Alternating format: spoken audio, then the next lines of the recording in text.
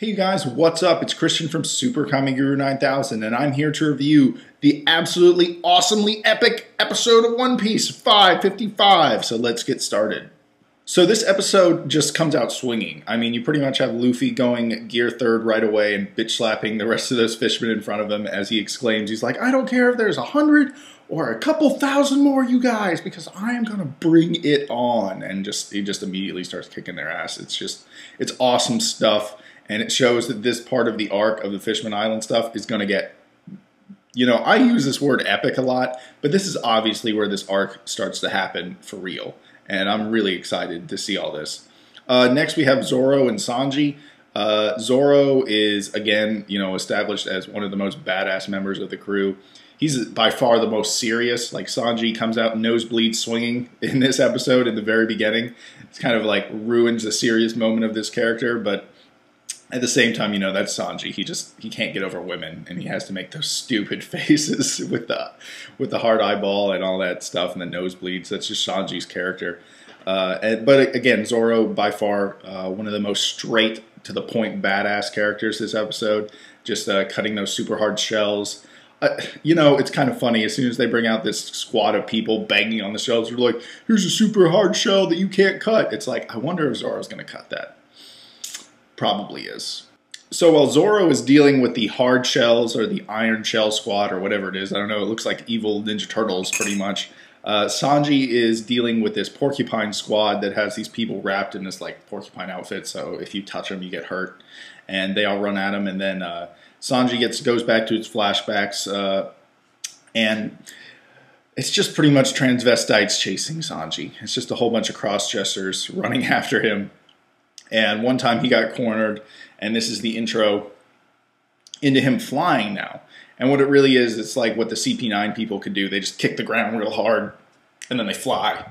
If this was real life, you'd probably look pretty stupid doing that. You're like, yeah, I'm flying, yeah. It's just like, it wouldn't look very cool in real life. But obviously this is an anime, so, you know, it works. And he just flies up and stops those dudes that are about to attack the princess with bubbles. And he uses Devil Jambe and kicks them all. And it's badass. This is exactly why we're watching this arc, for this part. At least if you like One Piece action. And I don't know why you're reading a shonen or watching a shonen anime if you don't like action, because that's what's about to happen, people. I think the character that had the funniest moment this episode had to be Brook. He just starts dancing and gets all the fishmen dancing, and he's just like, and then when they're all like, you know, dancing with him, he just like pulls out a sword and cuts them all. He's like, I bet you don't feel like dancing after I stab you. Ugh. He's like, everyone, move to the left, move to the right. Oh wait, you're dead. The three characters that I think's fights got kind of rushed in this episode, and not necessarily rushed like we're not going to go back to them and see them do more things later on, but just in this episode didn't actually get to do much, and that would be Usopp, Chopper, and Nami, because they only really did like one move each. And now I know Usopp saw a lot of those like green Venus flytraps everywhere, which was cool, but that's kind of all he did. He was like, boo, boo, boo, and then they cut away from him, and that was it. Same thing with Chopper. He did Kung Fu Point, and then, you know, punched a few dudes, and then they ran away from him. Nami, you know, shot at some thunder. Wow, Nami used weather. Whoa, mind blown. No, not really. That's kind of her thing. Also, I did not know Nami could go invisible as of last episode. Was that known before, or am I just out of the loop? I don't know. And why, if she uses weather, can her staff make her go invisible? It makes no sense. But we're watching anime here. Don't dig too deep, people. Don't dig too deep. Something that got me really excited for the next episode was Frankie talking about Sunny having 2 new weapons. OMG. And he's like, who wants to come right along? And I was like, I do. If I could get on board, that would be awesome, actually. And one of the last characters that had a big moment in this episode had to be Robin.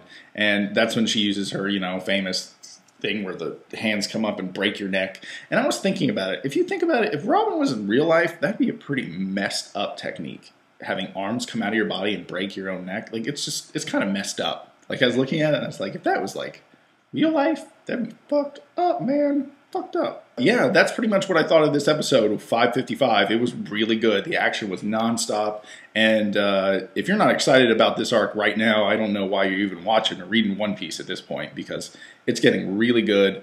I'm really excited. I don't even really give ratings all that often, but this one's a 10 out of 10. No questions asked. So if you guys enjoyed the video, make sure to give me a big thumbs up. It always helps. It definitely does. And until next time, SuperKamiGuru9000, out.